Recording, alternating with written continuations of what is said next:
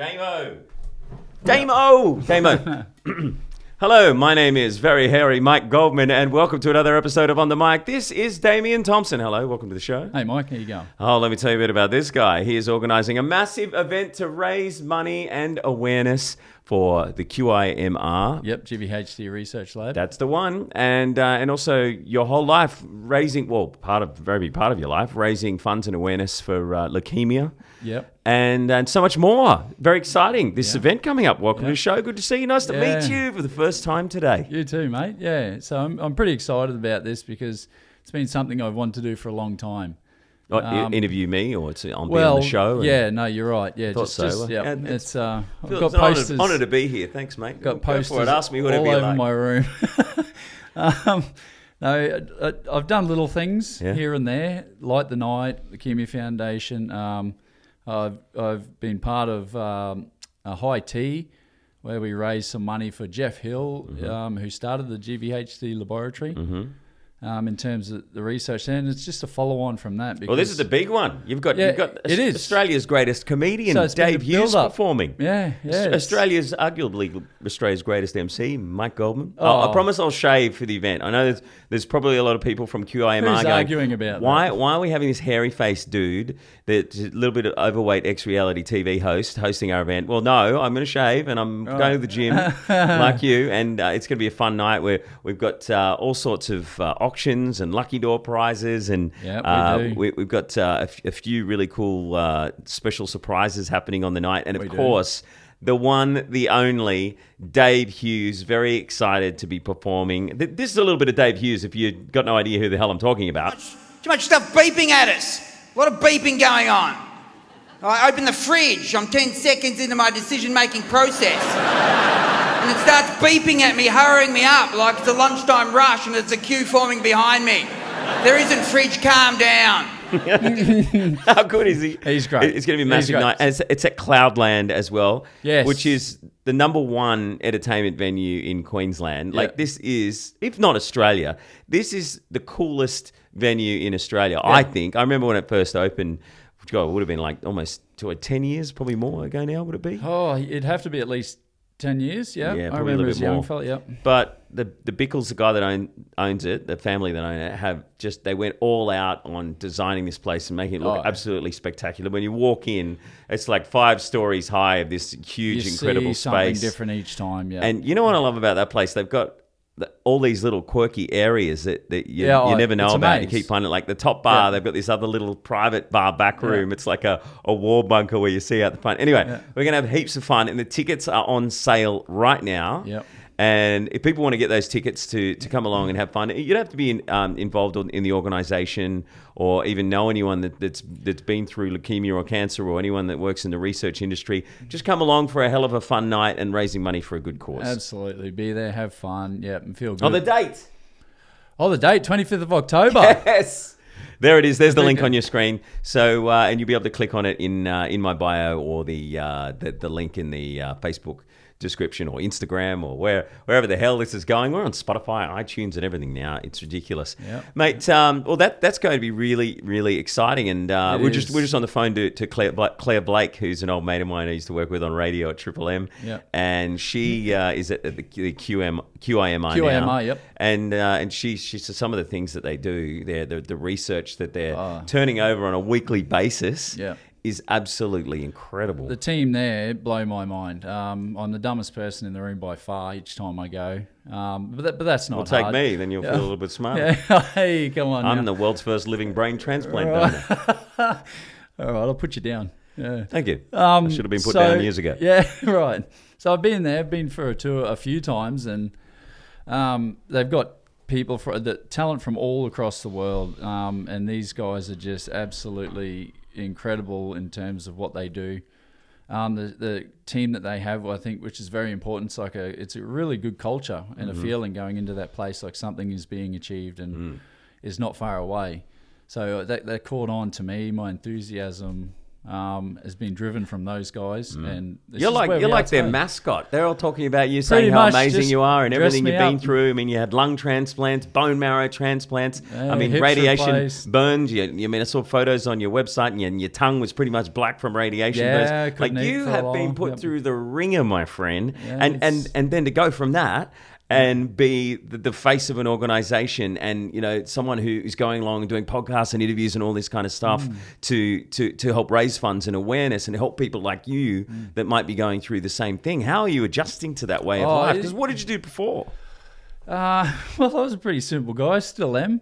Camera shy, but it's just You had a normal tradie job or something, didn't you? Oh yeah, I was just cooling system mechanic. Yeah, we worked for family business back home in Townsville. But you're a loved member of the community, just doing your thing, Yeah. happy to be part of it. Now all of a sudden you've gone through all of this and you've fought and you're winning. Yeah, And now you're helping other people and being the face. What's it like? yeah, it's a big transition, but it's slowly happened over time. The guys, a lot of people have nagged me for a while to look.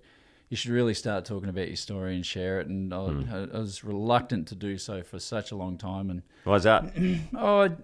I didn't feel the attention should be directed to me.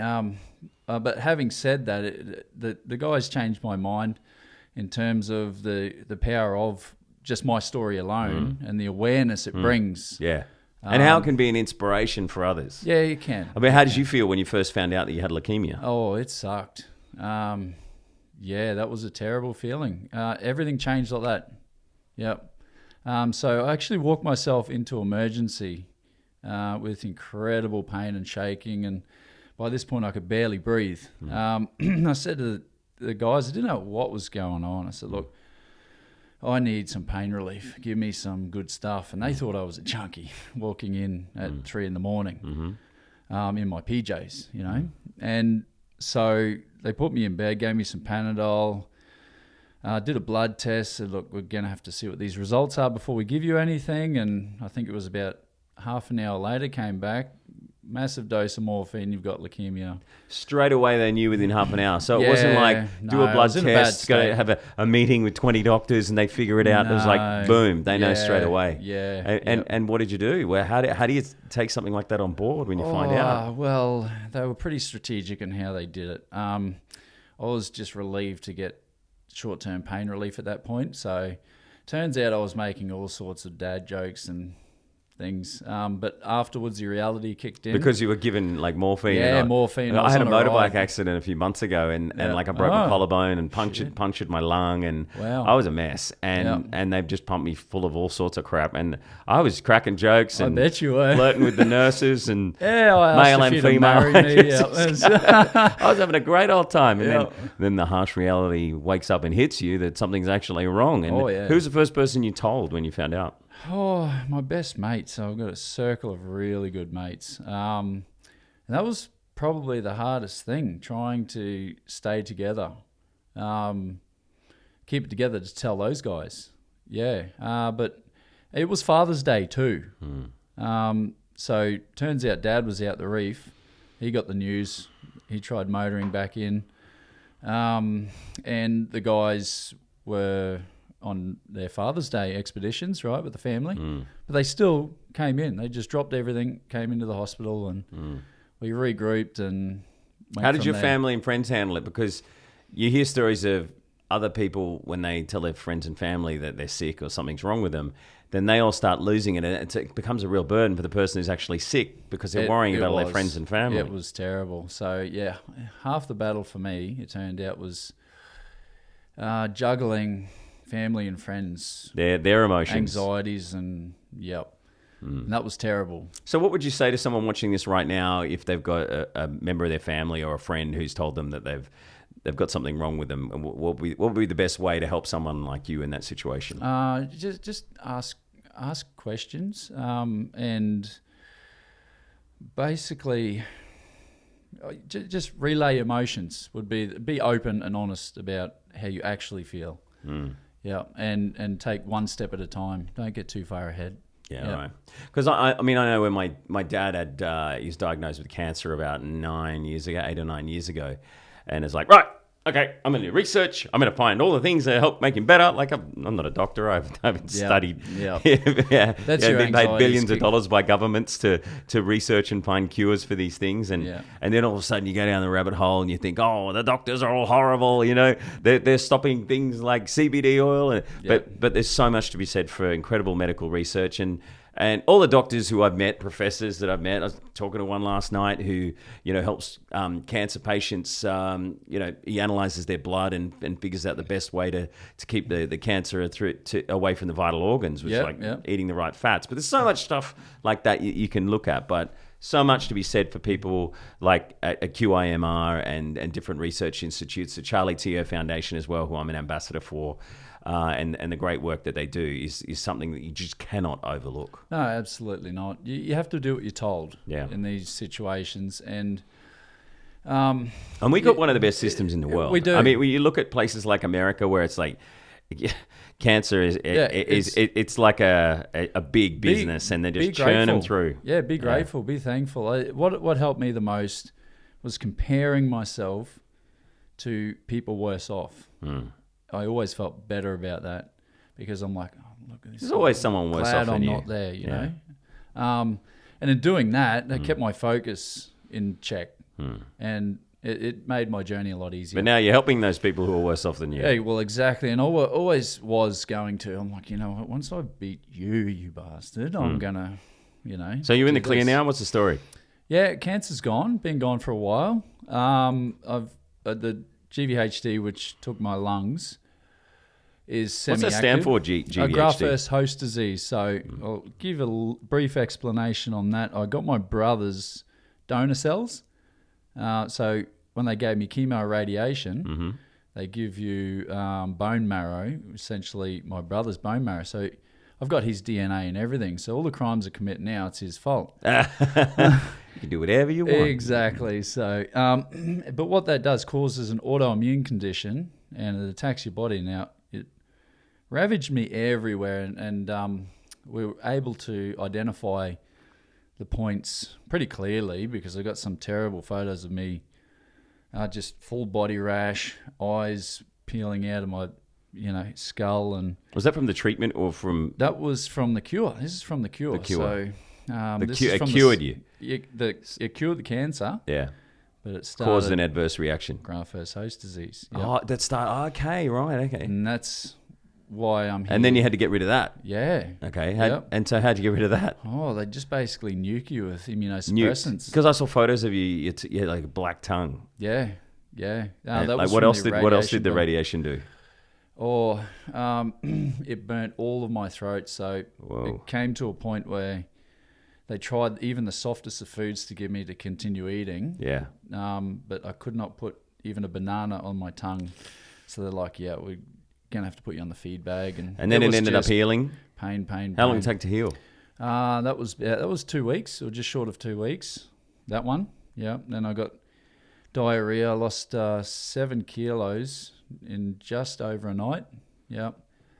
Or a day and a night. Mm-hmm.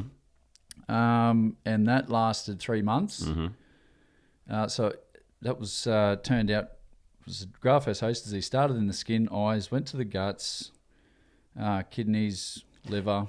Isn't it crazy that you had leukemia, and then the cure for leukemia gave you graft-versus-host disease? Yeah, it is. And then you had to do something else to get rid of that. But you mentioned about your brother donating blood to you, and what did he donate to you?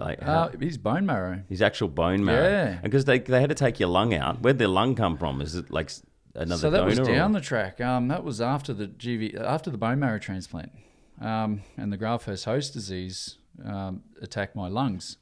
So I fought that off for about 5 years. So from the cure for leukemia, graft-versus-host disease, it stuffed your lung, and you had to get a new lung. That's it. 2. Whoa.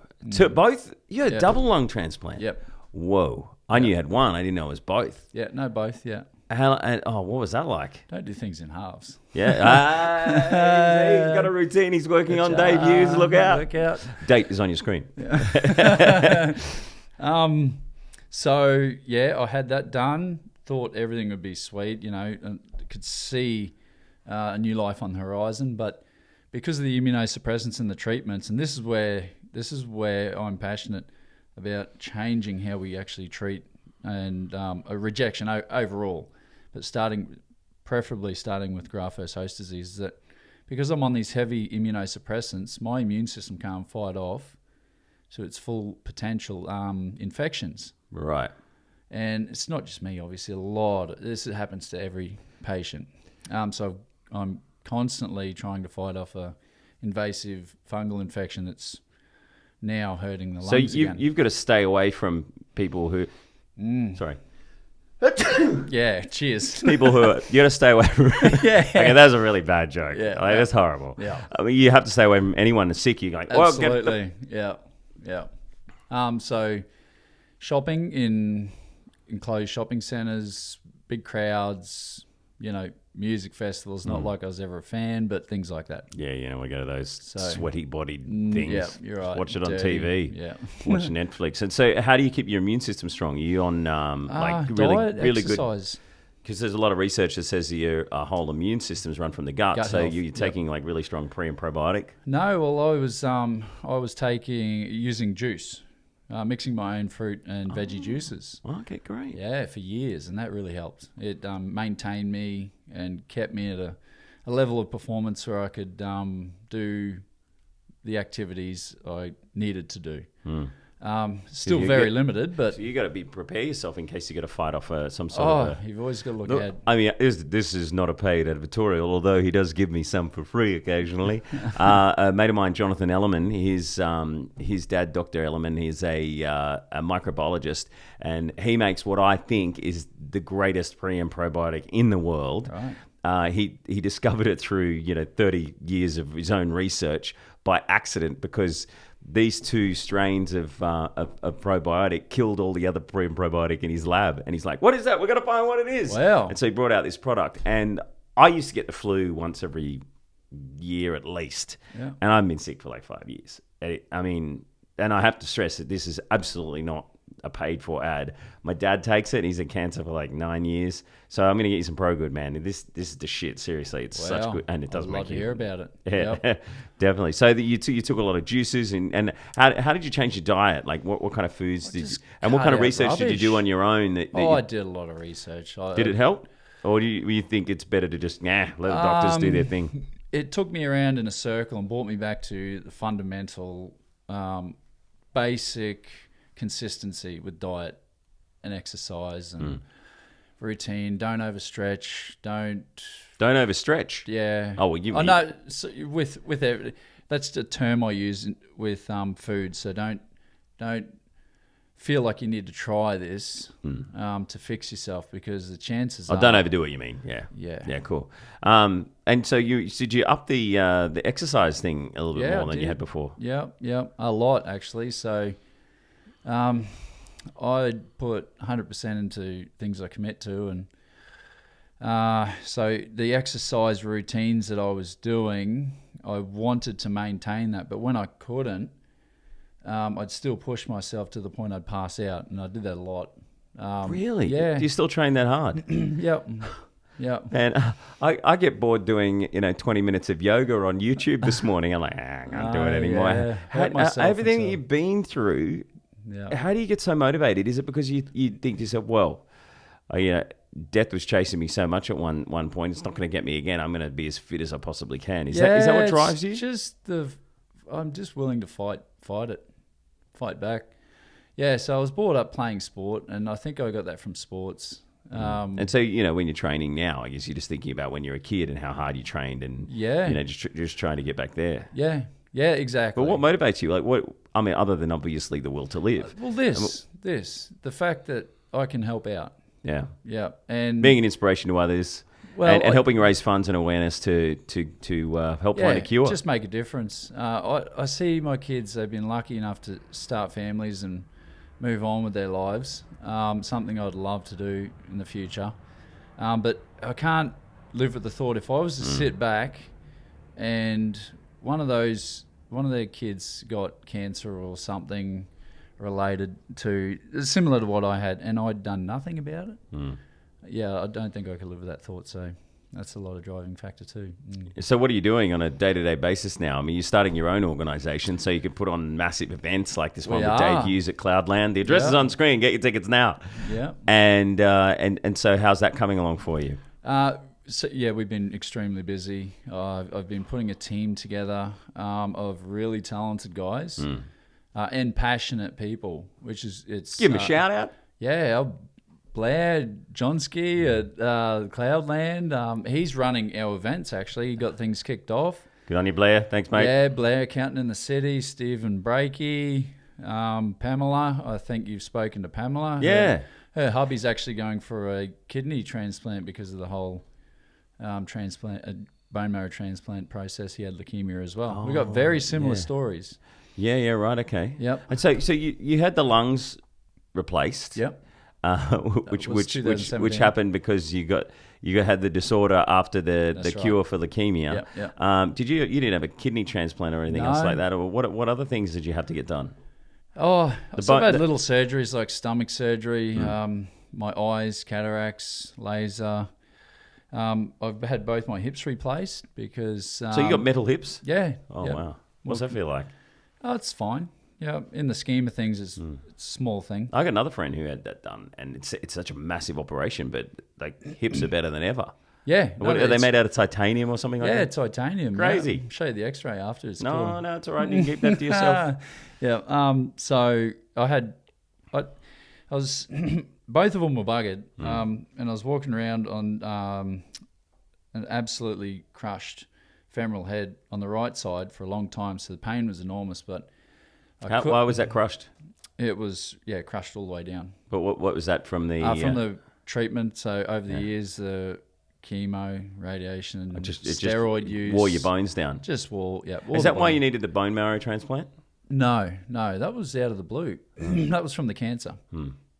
Okay. Yeah. And how do they do a bone marrow transplant? The bone marrow is the bit inside your bone. Yeah. So they used to drill into your hip, which has the most bone marrow storage, and actually reverse cycle it out. Pump it out. Yeah. And they put it in somewhere else. Exactly. Then put it in. Yeah. That's crazy. But now they have GCSF needles, which trick your bone marrow out into your peripheral system. Yep. And so they put you on a machine similar to dialysis, I think, with one tube in this arm, another in that arm, suck the blood out here, put the red cells back in this side. So they suck all the goodies out. Out of the actual bone? Out of the peripheral blood. So just out of your vein. Yeah, but if your blood's going here, isn't it going over that side anyway? Yeah, that's right. So the process is they're wanting to just take your blood and the machine spins it around, takes all the good cells. Yeah. And then it's transferred back into your body with no good cells, essentially. Okay. So it does take a while for the patient or the donor to build back immunity. But there's no real side effect to them, which is good, apart from a little bit they can experience sternum pain. That's bizarre. I just can't get my head around the fact that they're just taking blood out of that arm and putting it into that arm, but it goes out into a machine. Yep. And like, is that an expensive treatment to get? Like, if you had to pay for it yourself, luckily we live in an amazing country. Yeah, it would be. I mean, what would all of the costs be for something like this? I mean, if you were born in the US or somewhere like that, I don't want to think about that. You say a third world country like India or so I'll give you an example. One of my first bags of chemo was $32,000. First day? Yeah, first day. Wow. And I had a week straight of that. Yep. And so what about that? Because I know that there's an organization called Gilead, and they have this new machine that takes the blood out of your body and fixes your DNA and pumps it back in. Wow, brilliant. And this can apparently defeat leukemia. You have to do a little bit more research than I've done, but I've done a little bit of work with them in some other areas. And you haven't heard anything about that? No, I haven't. And so, no. I mean, obviously, QIMR do some incredible work, and the research and the not just in areas of leukemia. Like the other day, I was reading they'd found 25 new strains of skin cancer that is hereditary or something. They're like doing that. this through genetics now. Yeah. They can pick and choose. Yeah, you can say, okay, you're susceptible to this, so we need to exactly. Yep. And they're at the point where they can re-engineer now. re-engineer your DNA. Yeah. Whoa. Yeah. Are we getting towards X-Men kind of shit here or what? Yeah. So. Do you have claws? Yeah. Well, that would be nice. Probably going to be there one day. Yeah. Well, I am an experiment, a walking experiment. Why are you a working experiment? Because just the amount or the direction we've taken over the years, it's been so tricky to handle with the graft-versus-host disease. It's literally been... Is that not a normal thing that happens when someone gets leukemia and then the treatment for that gives them Well, graft-versus-host? there's a standard treatment. And if that doesn't work, you got 1, 2 backup, I suppose, before it takes a toll on your body. Whereas me, I've been able to go to 1, 2, 3, 4 and just extend. I think partly due to my exercise routine, maybe.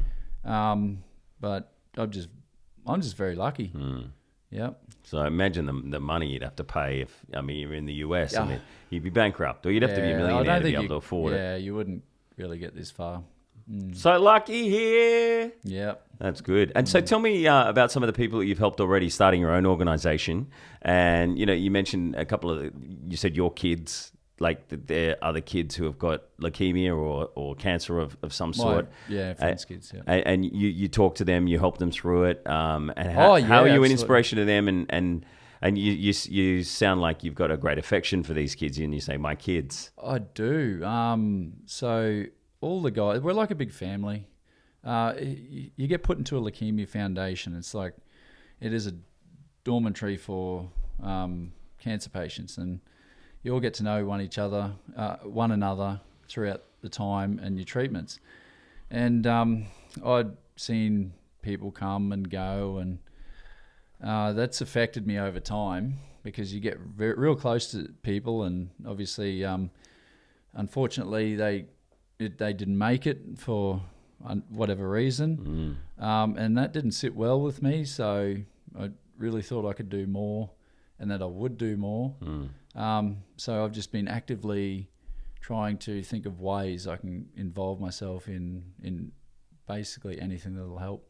And this is where it's got me today. I'm doing things for the Leukemia Foundation right now, actually. I found a study on virtual reality headsets that ease the pain and anxiety through chemotherapy treatments and the whole process. So I went and bought some, gave to the guys and said, look, try these out. If you like them, do a bit of a study. Tell me what you think. If you like them, I'll go and pitch to the Rotary Commission and get some money to try buy and get them to fund it. Yeah. And what are they looking at through the VR headsets? Is it a game or something? No. Well, they can do what they like. But in terms of meditation, just to take them away from the reality of the harsh treatment, even for 10 minutes, half an hour, whatever. They can go sit by a lake. They can go and... Especially if you're in a hospital and you can't leave the hospital. If you put VR on and all of a sudden you're on the beach relaxing. Exactly. And so how much was meditation a part of your treatment? Well, my meditation was YouTube clips watching fishing. And that was the basics, but I could have done with virtual reality headsets a lot more. I was actually thinking about it way back then. Because you had a lot of anxiety. I did. And how did you deal with that? Just the fishing video clips? Or was there... it was. Take my mind away, call mates, make terrible jokes. I was known for that, especially on morphine, and I had a lot of painkillers. So, majority of my time was distracting myself. Yeah, and so it makes sense. So virtual reality is a big one for me, yeah. Great. And so this event coming up, the details are on your screen. Tell me, you got to get up on stage and have a little chat to everyone? Yeah. And so you get a bit of anxiety about that? Or how Absolutely. I'm not a stage person. Talking in front of crowds and all that kind of stuff? I'll do it. I'll find a way around it, yeah. Just think of everyone naked? Oh, yeah, that could work out. just get blotto.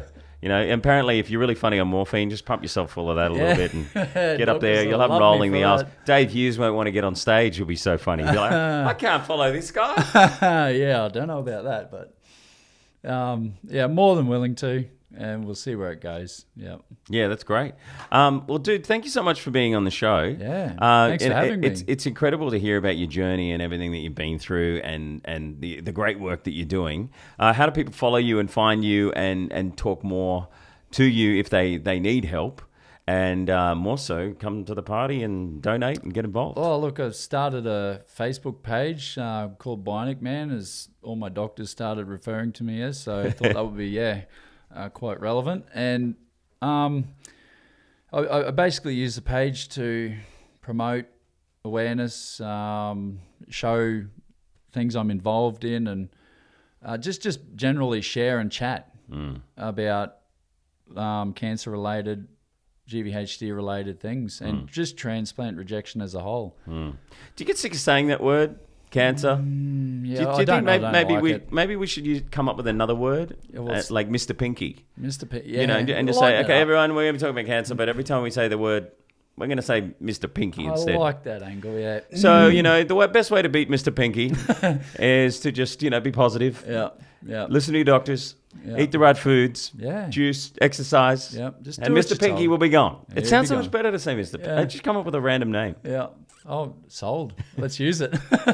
Good luck, mate, on your Thank journey, you. and Yeah. look forward to seeing you at the big gig at Cloudland. Yes. Let's you raise too. some money. It's going to be a Let's fun go. night. Yep. Excellent. All excited. Thanks, dude. Cheers. Yeah.